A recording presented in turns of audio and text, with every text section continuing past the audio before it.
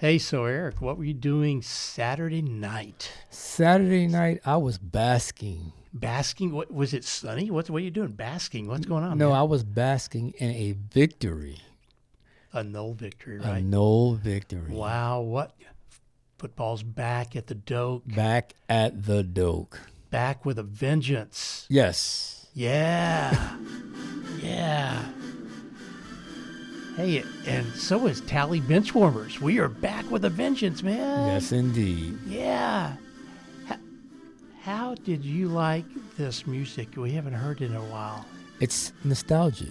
Is it nostalgic? Yes. Yeah. I kind of missed it over the summer. And I know it's just you and me. It's just you and me today on the new edition, at least the 2025 edition of Tally Benchwarmers. Good to see you, sir. It's good to see. It's good to be Yeah. back in front of the mic again. Yeah, the Eric and Dave show today. Yeah, we're gonna have fun, and we had a good football game to be talking about and having fun with, right? Yes, indeed. Yeah, but before we talk FSU, it was a football weekend. College football is back, and man, lots of top 10 teams that were there playing. Yes. Ohio State held its ground against Texas. Yes. The Arch Manning era kind of started with a little bit of a flop, right? Little thud. Little thud. Yeah. We had Saturday night. Were you watching after Yes, the I watched FSU the game? Clemson. You watched the Clemson LSU game, right? Yes. LSU looks like they're for real this year. Their defense is no joke. Another top 10, two teams in the top 10, and then Yes. Sunday night was the Miami Notre Dame game. Yes.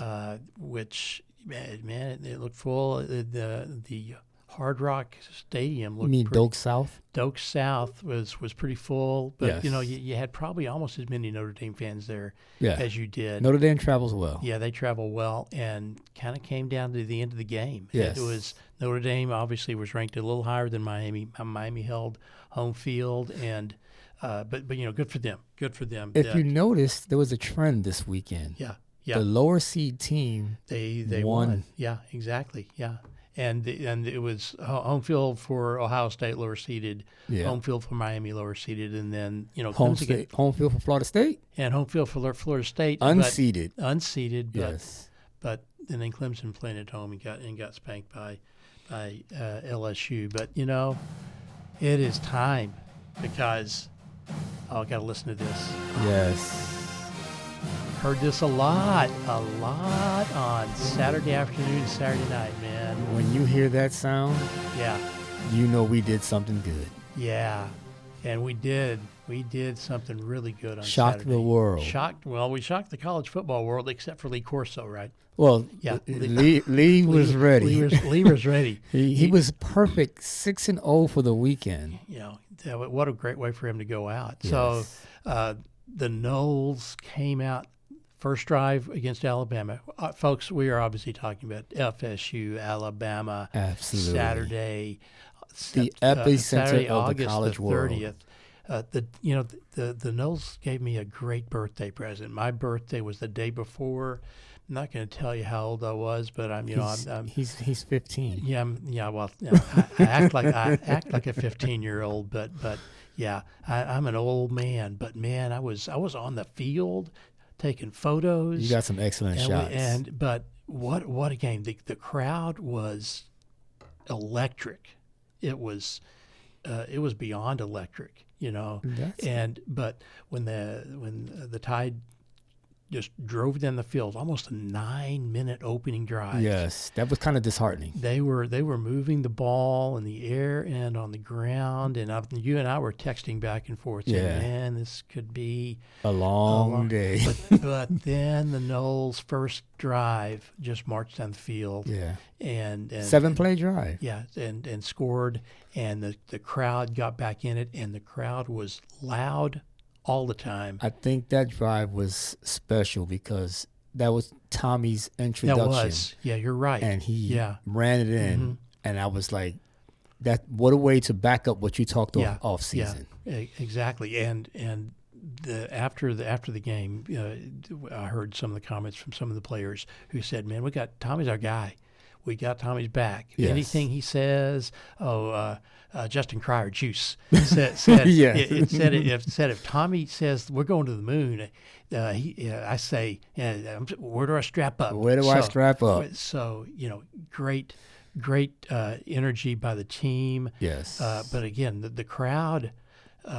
It was not since I think that FSU Florida game was in November 23, I think. Yeah. Where we rushed the field Yeah. at the end. Was the crowd anything close to that? Yeah. To it's that been a while. Intensity, man. It's been and a while. they were loud all the time and really loud. All the other time, it was really great. Yeah. And even the coach had something to say about that. To be able to be a part of this program, to be a part of this this wonderful team, university, those players in there that I get to coach. I mean, it's been a lot of work since December, January, all things throughout the off season, and this is one game, and we understand it's one game, but it was a big game. Absolutely, one game. We got to remember that. It's building block. Building block. But in that, and I thought that we were going to hear how he praised the crowd. He said the crowd was part of that, as did all the players. They said, when the crowd helped us win the game. Well, not only that crowd was, when I say it was loud, because I was watching it at home. Yeah. And I can see the frustration on the Alabama players because they couldn't hear each other. Yeah, I know. They could not hear each other. There was a lot of times that the clock would get down to 3, 4, and they were calling timeouts. Timeouts a couple times. I know. Yeah. Yeah. But one of the interviews that we might want to listen to is the defensive coordinator. He was saying how he was so in awe. Yeah, Tony White, and what I think that was Sunday's press conference. Yeah. He was like, he didn't know what to expect, but it exceeded his expectations of he said everybody won. Exactly. Yeah. Well, I think all of the players and coaches who had never experienced Stoke. Yeah. Come in or experienced Stoke like that, at least they maybe experienced it on the opposite side of the field. Right. But yeah, it was electric. Yeah. When you're I tell people all the time, because I have friends that I grew up in New York and they're Syracuse fans and they live in Jacksonville. Everybody can't be like us. But I invite them to come to the games, and they love coming to Doak. They said the atmosphere inside Doak is like none other. Yeah. So, no, it's even with a smaller footprint of people. Right. What about 62,000? It was sold out. It felt like it was more than sold out. Still, that Doak loudness and craziness in play, and I'm glad it was on national television. Yes. Unranked against number 8. Unranked against number 8, and we spanked them. Not just spanked them. Yeah. We got vindication for the fact that we got overlooked for the college playoffs. That's right. It is by that team. Yeah, by Alabama, and this was the year that we lost Travis in that at the end of the season. Yeah, we won the ACC. Still undefeated, winning the ACC, and still got overlooked for an Alabama team with one loss. Right? Yes. Yeah, that hurt. Yeah, big time. No, we don't know what the results would have been without Travis as the QB if we were in the college playoffs, but that team deserved it. That was a championship defense team. So I think what this team is doing this year. Yes. And it may just be the way I feel, but I think you talk about vindication. I think they feel that they've got something to prove. Yes, they do. They got to prove that FSU football is back. Last year was a fluke. It was a fluke. It was, but the whole team, and including Castellanos, who in his post-game comments said this team's got something to prove. Yes, all of us do, including myself. So I think the way he ended his career at Boston College, he wants to put in the rearview mirror. Right, and he's proving himself as being a top-notch, top-level QB. Well, like he said, he's been under-recruited. Yeah, he's been told he's too small. Mm-hmm. He wasn't supposed to be good enough. Yeah. But I've always been high on Castellanos. You know, his size doesn't dictate how I see him as a player. Yeah. When he played against us, he always had that it factor. Yeah, and that's a good description. Yeah. The it factor as a quarterback, and I think he showed it Saturday. Yeah, he started the season off with a big X on his back. Yeah, making that comment saying that they don't have Saban to save him. Yeah, but he backed it up, and the team had his back, and Gus. Yes, Gus Malzahn. You talking about being overlooked? I mean, Gus recruited him to UCF originally, right? That's correct. Yeah. Gus recruited him to UCF because he liked him, and Gus always has a system for a mobile quarterback. Yeah, and he fit that system perfectly. Yeah, he did Saturday. Yes. Yeah. So good to have those two back in place. Good to have an offensive line that was big and mean, and really they were pushing people around. Pushing people around. Our running back core. We got speed there. Yes. We got speed and power, and we've got power. And then if you've got some holes that are opened up by your offensive line now, and an offensive line is protecting the quarterback, and he's a mobile quarterback. I mean, this could be. We're not saying it's going to be, but this could be a special season. A special offense. I was impressed this weekend. Yeah. I was impressed this weekend with our receiver core. Yeah. They held on to the ball. Held on to the ball. Deep passes, catching them. Yeah. It was just it made me nostalgic. Makai Dancy showed his speed, man. That's world-class speed. He is the ACC 400 meter champion. Yeah, and let's remember record champion. Let's remember that you think of 100 and 200 as the sprints. These guys they are sprinting at 400 meters and 400 meters. And when he broke away on that run, it looked like he was just turned the final corner down the final straightaway of the 400 meters, because man, he just ran away. When he caught that short pass, and he just took off down the sideline. If it wasn't for the angle that the defender came at, that was another touchdown. Yeah. So, receiver core, our defense. You talk about Tony White and the defensive coordinator. We've got flying around. Players. Earl Little Jr. was definitely flying around. Alabama transfer. That's right. Alabama transfer. Yeah. So I've seen comments from people that may be Alabama fans or may not be FSU fans talking about they just got the kids from Alabama to help them. Well, hey, those kids from Alabama wanted to play FSU football. Absolutely. So they're Knowles now. That's right, man. That is so. We out after that first drive, we outgained them by over 100 yards. Yes. In total offense. Beat them on the scoreboard. They didn't even break 100 yards rushing. Yeah. An Alabama team that does not break 100 yards rushing. Yeah. So we ended with 230 yards rushing. Actually, Castellanos almost rushed by himself on his own for as much as the Alabama team. Yeah, he ran for 78, I think. Yeah, 78. So he's like, So special offense. Let's hope. Special defense, let's hope. Jalen Lucas, I know on that muffed punt, that was ball bounced wrong. Yeah, it's the shape of a football. Yeah, but and that could have been a game changer. But that defense, but it wasn't. That gave up 0 points. The defense held. They made them go backwards. Yeah. So, everybody's got everybody else's back. Yeah. So, let's hope for the best. And we got East Texas A&M. Yes. Who played 12 o'clock game. Yeah, 12 o'clock high noon at kickoff at Doak. It's going to be hot Saturday. Let's hope that we stay hydrated. Well hydrated. I remember that Boise State game from years ago. That was. But that's rearview mirror, and I think this team is ready to take all comers. We've got some big games coming up. Actually, we're recording this at 12:48 on Tuesday.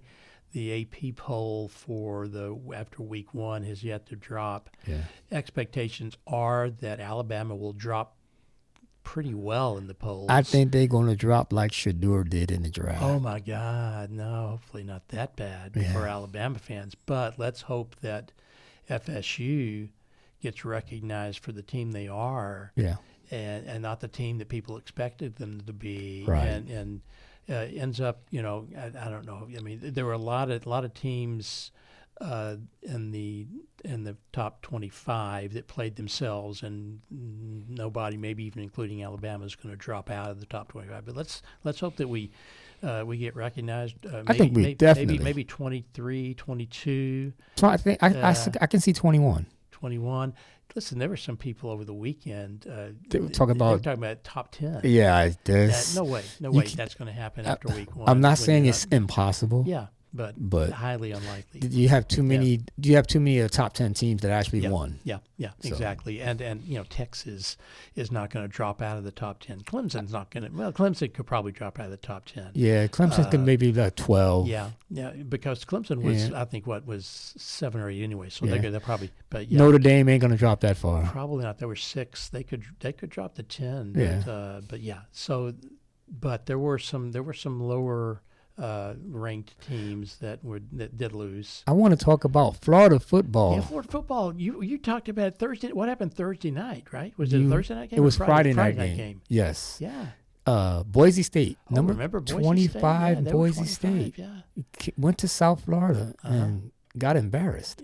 What was the final score that it was? It was 45-7. Yeah, that's tough. That's tough. So hey, we've got 2 Florida teams, or actually all the big Florida teams actually did well. Yeah, well, the Gators played University of Long Island, so yeah. Well, you got to do it.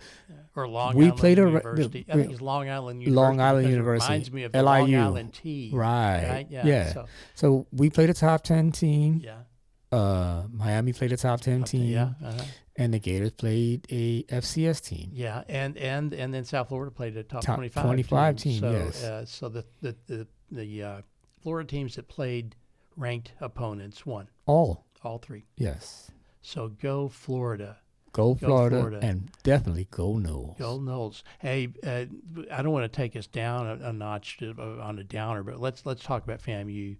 They were it was the Orange Blossom Classic. Is that that's what they call that game, right? Yes, it is. Yeah. Down in Coral Gables. Well, it used to be in Coral Gables, but now it's in the Hard Rock. Yeah. But we call that something else, right? Doak South. Yeah, we call it Doak South. So. Not an impressive game for either team, right? No. Ended it with a 10-9 win by Howard. Yes. Howard. Field goal kicked on the last play of the game. Yes. I know that our old buddy Adrian Andrews texted and he said, when are y'all recording that podcast? I got some things to say. He got some things to get off his chest. So Adrian, sorry we didn't include you today, but we'll try to get to you in the coming weeks and months with the football season. But yeah, so FAMU, they will be climbing. Yes. To use the old FSU. Last year's FSU. But, they're still talking about the climb. I mean, I think Norvell's going to, until we reach the promised land of national champion, yes, we will always be climbing. And you can't As you should. for that. Absolutely. As you should. Even when you reach it, you got to climb again to get there the next season. But Coach Colsey at FAMU, he's got some things to work on. Team's got some things to work on. So let's hope for the best for FAMU. In the coming weeks. But, you and I, we're FSU homers. Absolutely. True and true. So we apologize if this Tally Benchwarmers podcast is so heavily weighted towards and, going to celebrate at a high level FSU victories. Absolutely. Last season, unapologetically. Last season we ended up having to kind of apologize to the team. Right? We were very apologetic. Yeah, and it's so sad, but we're gonna have fun with things this football season. We think let's assume now that they start the season well. Yes. They've got 2 lower level opponents ahead of them. Yes. We've got East Texas A&M. We've got Kent State. Yes. Before we travel to Virginia. So, you know, that's going to be an interesting game. Is the Virginia Friday night game, I think, or is it just a nighttime game? It's just a nighttime game. Maybe it's a Saturday night game? Our Friday night game is against NC State, and I don't like those Friday night games against NC State. Yeah. Well, I think the last time, if I'm remembering correctly, the last time we played Virginia at night, it was a close game, but Virginia beat us. Yes. So let's not talk about Virginia yet. Let's celebrate. Beat number 8 Alabama. Beat number 8, the Great 8 of Alabama. The Great 8 of Alabama is now they will think of them as the Hateful Eight. Shout out to Quentin Tarantino there. But yes. Hey, I think it's probably getting close to time for us to say so long on this edition, this premier 2025 football edition of Tally Benchwarmers.